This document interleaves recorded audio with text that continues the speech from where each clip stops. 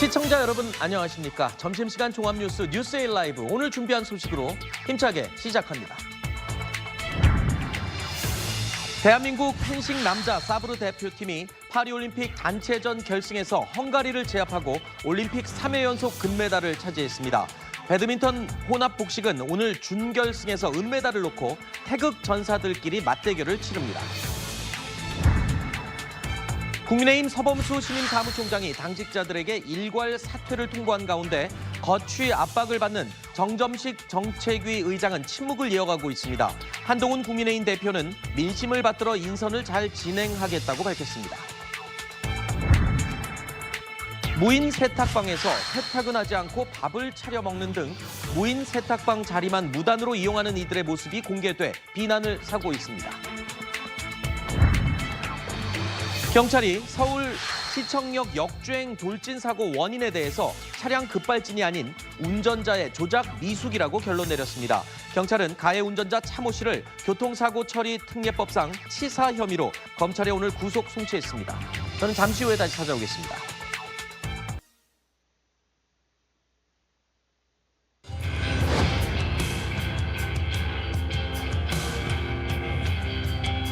인선 기준은 하나입니다. 제가 전에 얘기했던 선민후사입니다. 지난 총선과 당대표 선거에서 보여주신 민심과 당심이 분명히 저에게 변화를 요구하셨는데요.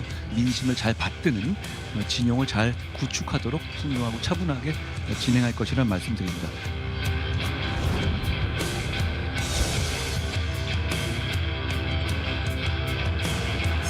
당대표가 새로 오셨으니 새로운 어떤 변화를 위해서 우리 당대표께서 임명권을 가지고 있는 당직자에 대해서는 일괄 사퇴를 해주셨으면 하는 그런 의견을 사무총장하고 있습니다. 대표하고 논의하시고 지금 말씀하시는 거죠?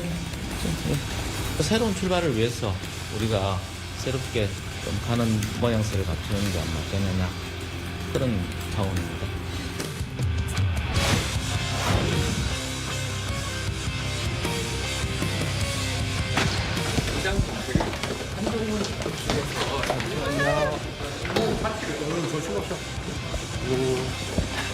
일반 사실이 못 하셨다는데 거치 어떻게 하실 건데 한 말씀만 해요.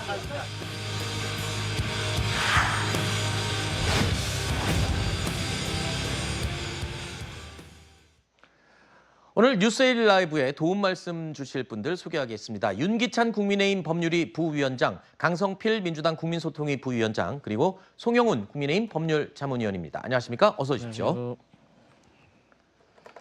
자, 국민의힘에서는 정책위 의장 교체 문제가 갈등의 뇌관으로 떠오르고 있죠. 어제 한동훈 지도부는 당직자들은 일괄 사퇴해달라라는 공식 요청을 했습니다. 사실상 정점식 정책위 의장에게 최후 통첩을 한 게 아니냐 이런 해석도 나오고 있는데 글쎄요. 최후 통첩이라는 말이 조금 좀 자극적이지만 좀 물러나서 자신 사퇴를 해달라 이렇게 지금 그렇게 의사를 전달한 것이죠. 저거는 뭐 당대표가 간접적인 의사를 표명한 것인데 저런 간접적인 의사 표명은 여러 가지 그 장점도 있어요. 왜냐하면 정점식 정책위 의장에게 그러니까 다 같이 한번 사표를 내달라라고 해서 네. 본인에게 좀 불편함을 안 주는 이런 형식적인 표현일 수도 있고 또 하나는 어쨌든 저 당대표가 저런 표현을 한 것은 뭐 기존에 있었던 부분들이에요. 그러나 네. 저기에 따라서 이제 일괄 사퇴를 안 하시는 분들도 생길 수 있죠. 네. 근데 그걸 보는 시각이 저기 개파적 시각에서 보면 안 돼요. 그러니까 그 다 개인적인 사정이 있겠지 또는 예를 들어서 뭐 재선 3선 이런 되신 분들도 당내에서 헤게모니 싸움에 본인이 주체로서 뭐 자리매김할 기회다 이렇게 볼 수도 있는 거거든요. 네. 근데 저것을 뭐 한동 반한이니 친한이니 뭐 친윤이니 이런 개파적 시각에서 보게 되면 당의 분란의 단초가 되는 거기 때문에 네. 저는 개인적으로 그런 평가보다는 네. 또 하나는 이제 한동훈 대표 입장에서 보면 저런 부분들을 다 해결해 가면서 네. 본인이 당의 지도력과 장악력을 높여가는 거거든요. 그래서 저는 네. 저런 부분이 굳이 이걸 꼭 이런 부분이 있어야 되느냐 또는 톱다운식으로 해결하려고 이런 노력 네. 이런 것보다는 한동훈 대표께서 하나하나 만나서 해결하는 식으로 가게 되면 네. 저는 오히려 한동훈 대표의 지도력이나 경험에 큰 도움이 될 여지도 있다 이렇게 봅니다. 사실 이 정책위 의장 교체 여부가 굉장히 관심사였고 좀 고민스러운 부분이었는데 윤석열 대통령과 한동훈 대표가 만난 이후에 뭔가 좀 풀려가는 그런 분위기로 접어들었죠. 오늘 오전에 국민의힘 최고위가 열렸습니다. 한동훈 대표가 당직 인선과 관련해서 이렇게 얘기를 했습니다. 변화와 민심을 받들어서 제가 차분히 잘 진행하겠습니다. 제가 더 상세히 말씀드리면 적절하지 않을까. 언제 제가 말씀드린 걸로 가름하겠습니다. 국민의 걱정이 생기면 이제 바로바로 반응하고 미루지 않고 바로바로 움직이는 정당이 되겠습니다. 저희는 민생에 집중해서 민생에서 실적을 내는 정당이 될 것이라는 다짐을 여러분 앞에서 드립니다. 자, 한동훈 대표가 당직 인선과 관련해서 말을 아끼는 듯하지만 이런 표현이 나왔습니다. 변화와 민심을 받들어 차분하게 잘 진행하겠다. 자, 변화, 당의 변화를 고려하고 또 민심을 받들겠다. 이거는 바꾸겠다라는 의지로 해석을 하시는 분들이 꽤 있던데요. 그 최초의 한동훈 대표가 어떤 생각을 가지고 있었는지는 알기 어렵지만 네. 지금은 시간이 점점 지나면서 정점식 정책위 의장을 교체하는 쪽으로 기울고 있다. 그렇게 관측할 수 있을 것 같습니다. 네. 방금 앵커께서 말씀하신 것처럼 이 변화와 민심이라고 하는 키워드를 쓰고 있는 것을 보면은 세술은 세부대라고 하는 그런 기조에 맞게 결국에는 임명직 당직자들은 전부 다 자리를 비워달라라는 의중으로 보이기도 해요. 물론 최종적으로 어떻게 결정할지는 좀 유동성이 아직도 여지가 있기는 하다고 보이는데 네. 점점 그런 쪽으로 무게가 실립니다. 이게 당대표 입장에서는요. 압도적인 지지로 당선이 된 만큼 그 실질적인 권한도 그 지지받은 그 크기에 걸맞는다는 것을 처음에 확인을 하고 들어가야 돼요. 네. 그런데 이 일괄 사표에 대해서 동참하지 않는 분들이 있고 또 인사에 관해서 계속 잡음과 논란이 있게 되면은 초반부터 당대표의 영의석이 어려운 그런 측면이 분명히 존재합니다. 네. 그래서 이 정책위 의장 문제는 사실 좀 더 일찍 초반에 스스로 자진 사임을 하고 그다음에 당대표가 뭐 유임하거나 재신임하고 이렇게 정리가 됐으면 좋았을 텐데 네. 지금 벌써 당대표가 선출된 지 오늘로써 9일이 지났습니다. 네. 이렇게 되면은 교체 가능성이 높아지고 있다. 이렇게 네. 객관적으로 볼 수 있을 것 같습니다. 자, 한동훈 대표, 윤석열 대통령을 만난 자리에서 윤 대통령이 다 인선과 관련해서는 대표가 알아서 하십시오라는 이야기를 한 것으로 전해지고 있어요. 그 이후에 글쎄요, 좀 물살을 타는 것 같은 느낌입니다만 그래도 한 대표 입장에서는 친윤계들의 반발을 고려하지 않을 수 없을 텐데요. 네, 맞습니다. 어쨌든 대통령께서 공식적으로 말씀하셨잖아요. 당대표 책임만이 알아서 잘 하라고, 인선 문제는. 그런데 이제 그 뒤에 조금 이제 애매한 단어도 있긴 합니다. 이 사람 저 사람 품어라. 그러니까 이 사람 저 사람의 정점식 정책위 의장도 포함되는 것이 아닌가 알쏭달쏭합니다. 그런데요, 저는 한동훈 그 당대표가 이거 고민할 문제 아니라고 생각합니다. 그냥 그 당에 보면은 그 당직 중에서 정책위 의장도 있지만 여러 가지 뭐 전략홍보위원장 여러 가지 당직이 있기 때문에 이분들을 그냥 일괄적으로 사퇴받고 일괄적으로 다 같이 임명해버리면 될 것 같아요. 그러면 정점식 그 정책위 의장도 거기서 버티고 있겠습니까? 근데 이제 이러한 리스크는 있습니다. 만약에 정점식 정책위 의장이 끝까지 버티게 나선다고 하면 제가 잘 알지는 못하지만 국민의힘에서는 당대표가 원내대표와 협의를 해서 의원총회에서 추인을 받아야 되는데 이 추인하는 과정에서 혹여라도 현역 의원들이 한동훈 대표에게 힘을 실어주지 않으면 그야말로 당대표 취임한 지 며칠 되지도 않아서 리더십에 큰 타격을 받거든요. 네. 그래서 이러한 점을 잘 사전에 잘 이렇게 포석을 잘 해가지고 저는 한동훈 대표가 모든 다른 당직자들과 함께 일괄적으로 같이 임명하면 된다. 저는 이렇게 보고 있습니다. 자, 윤 대통령과 한동훈 국민의힘 대표가 비공개 회동을 했다는 소식 전해드렸었죠. 회동 하루 만인 어제 일괄 사퇴를 요구했다는 점이 지금 관심을 끌고 있는 부분입니다. 다시 한번 들어보시죠.